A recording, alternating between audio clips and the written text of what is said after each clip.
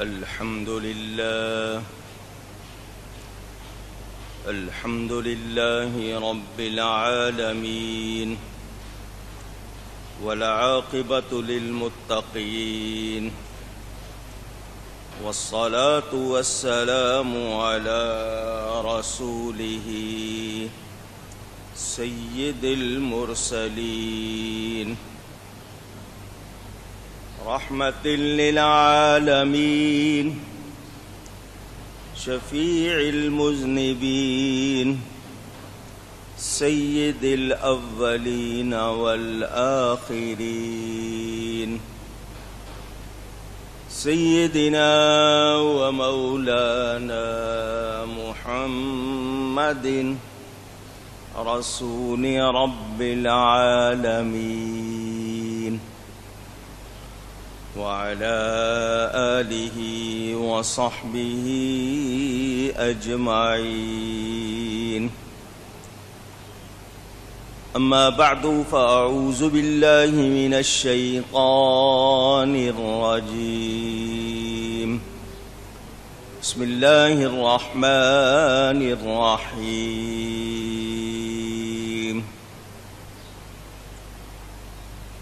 قد أفلح المؤمنون الذين هم في صلاتهم خاشعون والذين هم عن اللغو معرضون والذين هم للزكاة فاعلون والذين هم لفروجهم حافظون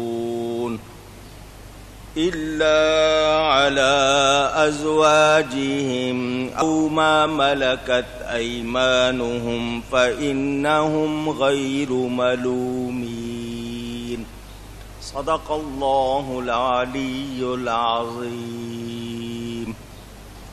محبت کے ساتھ ایک مرتبہ دروشی پڑھ لیجیے.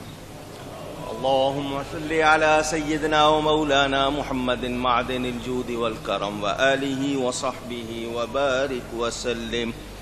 الصلاة والسلام عليك يا رسول الله. الصلاة والسلام عليك يا حبيب الله.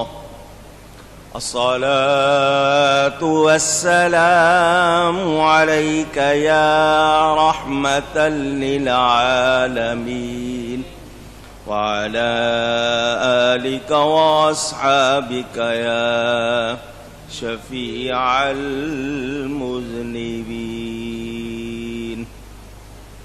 حمد و صلاۃ کے بعد قرآن کریم کی مسلسل تفسیر کا بیان آپ سن رہے ہیں. سورۃ المومنون کی ابتدائی آیات میں اب تک آپ نے یہ سنا کہ بے شک مراد کو پہنچے ایمان والے جو اپنی نماز میں گڑ گڑاتے ہیں اور وہ جو کسی بیہودہ بات کی طرف التفات نہیں کرتے اور وہ زکوٰۃ دینے کا کام کرتے ہیں اور وہ جو اپنی شرم گاہوں کی حفاظت کرتے ہیں مگر اپنی بیویوں یا شرعی باندیوں پر جو ان کے ہاتھ کی ملک ہیں کہ ان پر کوئی ملامت نہیں.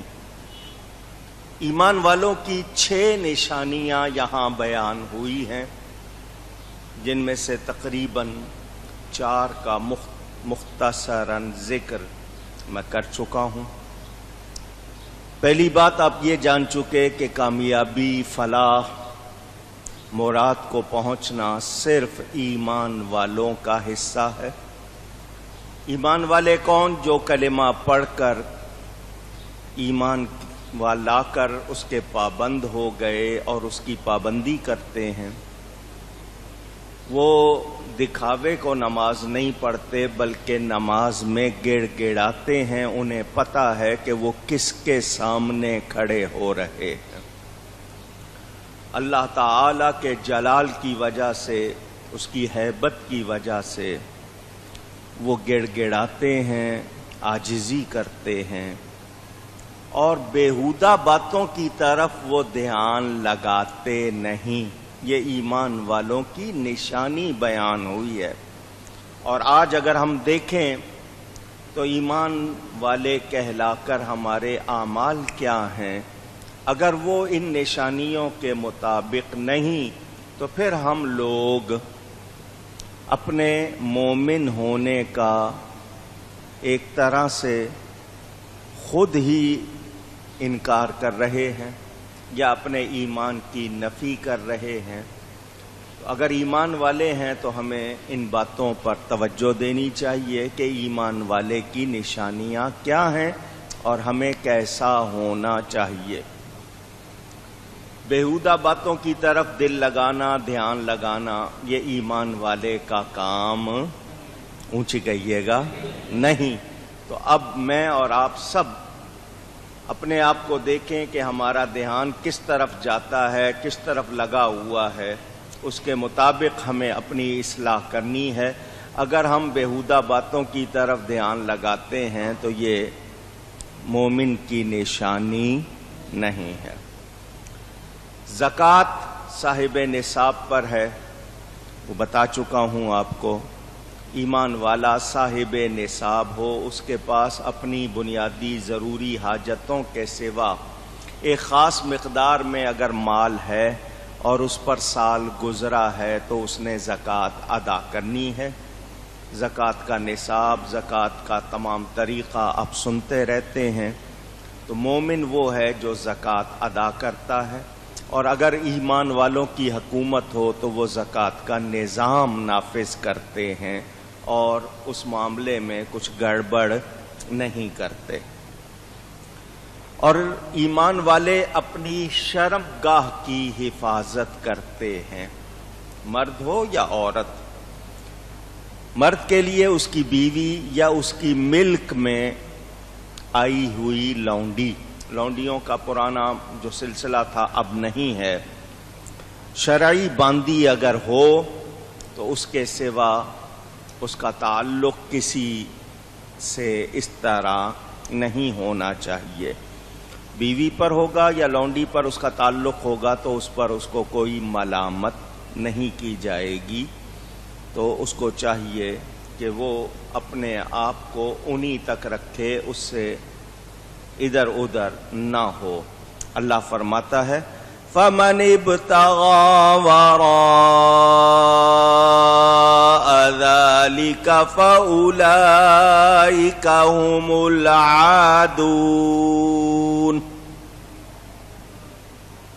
تو جو ان دو کے سوا کچھ اور چاہے وہی حد سے بڑھنے والے ہیں۔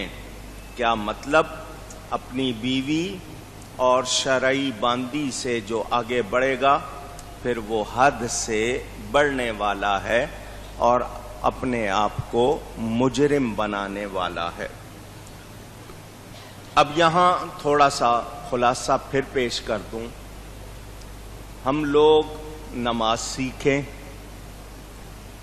پڑھتے ہیں، اس کے باوجود دوبارہ اس کے مسائل سمجھیں کہ کہیں ہم غلطی تو نہیں کر رہے۔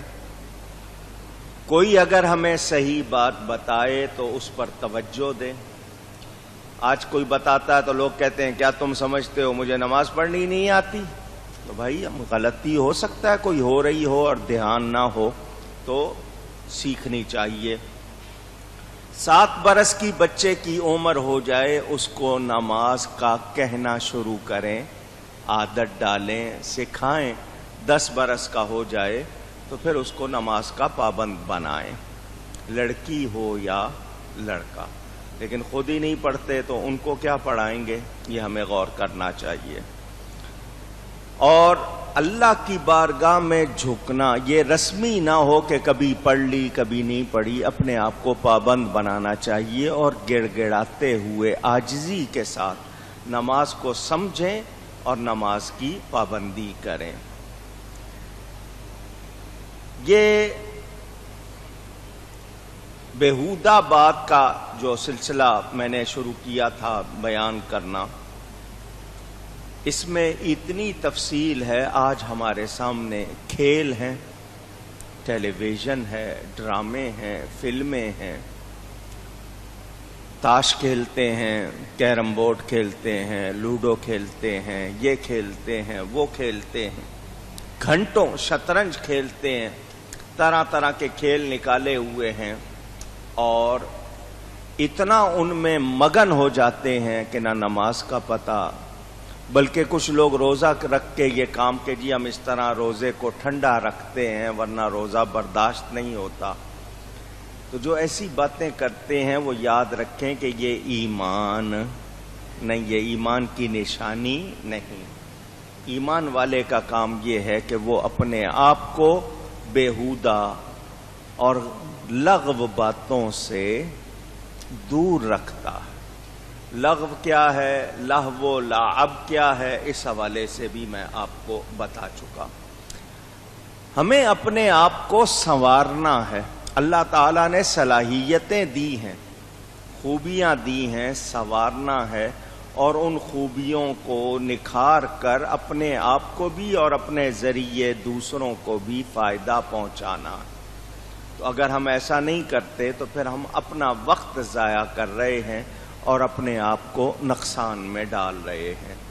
تو ہمیں کوشش کرنی چاہیے کہ ہم غلط باتوں سے، غلط کاموں سے، غلط لوگوں سے اپنے آپ کو دور رکھیں۔ جو چیزیں بھی بے فائدہ ہیں، لغو ہیں، غلط ہیں، وہ چیزیں ہوں، وہ لوگ ہوں، وہ جگہیں ہوں، وہ کام ہوں، ان سے اپنے آپ کو کیا کریں؟ ذرا اونچی کہیے، دور رکھیں۔ کیوں کہلواتا ہوں؟ آپ اپنے ذہن نشین کر لیں، اس کو یاد کر لیں۔ شرمگاہ، دو پاؤں کے درمیان کے حصے کو فرج کہا جاتا ہے۔ یہاں شرمگاہ مراد ہے کہ حرام سے اپنے آپ کو روکنا، ان کا غلط استعمال نہ کرنا۔ جو کنیزیں ہیں آپ کی شرعی باندیاں ہیں یا بیویاں ہیں، اپنی ان عورتوں کے سوا کسی اور سے حرام کام نہ کرنا۔ ان سے تو آپ کا جو تعلق ہوگا وہ شرعن جائز ہوگا، بیوی سے، شرعی باندی سے۔ اس کے سوا کسی عورت سے ہوگا تو وہ حرام ہوگا، تو ہمیں اس کا خیال رکھنا ہے۔ اس حوالے سے وہ لوگ جو بے راہ روی کا یا نفس کی غلامی کا شکار ہیں، ان کے حوالے سے بھی میں نے آپ کو یہ بتایا تھا کہ وہ اپنے آپ کو تباہ کرتے ہیں، اپنے آپ کو ضائع کرتے ہیں، خاص طور پر جوان۔ کچھ باتیں کڑوی ہیں، اشاروں میں ہی کروں گا، زیادہ کھول کر بیان نہیں ہو سکتا۔ اگر ایک انسان پر غلبہ ہے، اس سے اپنا آپ برداشت نہیں ہوتا، میں نے کہا نا میں اشاروں میں بات کروں گا، زیادہ کھلے لفظ نہیں کہوں گا، اس کے لیے بھی شریعت نے اس کو تعلیم کیا ہے کہ وہ کیسے خود پر قابو رکھ سکتا۔ اس کے لیے عربی میں ایک لفظ شہوت استعمال ہوتا ہے۔ شہوت کا معنی اس چیز کا غلبہ ہونا، اس پر عورت کی طرف جانے کا بہت اتنا اس پر غلبہ ہو کہ وہ اپنے آپ کو روک نہ پائے، تو ایسے سے کہا روزے رکھو، کیونکہ روزہ رکھنے سے یہ چیز ٹوٹتی ہے۔ جو طریقے شریعت نے بتائے ہیں، اگر آپ بہت زیادہ قوت والے ہیں اور آپ عدل بھی کر سکتے ہیں تو آپ ایک سے زیادہ شادی کر لیں، لیکن شرط یہی ہے کہ ان میں عدل کرنا ہوگا، جس حد تک بھی ہو سکے۔ 100% تو ہوتا نہیں، لیکن یہ کہ اپنی طرف سے کوتاہی نہ کرے۔ آزاد عورتوں میں سے بیک وقت 4 بیویاں آپ رکھ سکتے ہیں، یعنی شریعت آپ کو گناہ سے اور معاشرے کو گندگی سے بچانا چاہتی ہے۔ اگر آپ حرام تعلق رکھیں گے، معاشرے میں گند آئے گا، اور اس گند سے جتنے اثرات ہوں گے وہ سب پورے لوگوں کو بھگتنے پڑتے ہیں، اس لیے حکم یہی ہے کہ آپ احتیاط کریں۔ جو نکاح نہیں کر سکتا اسے بھی فرمایا روزے رکھا کرے۔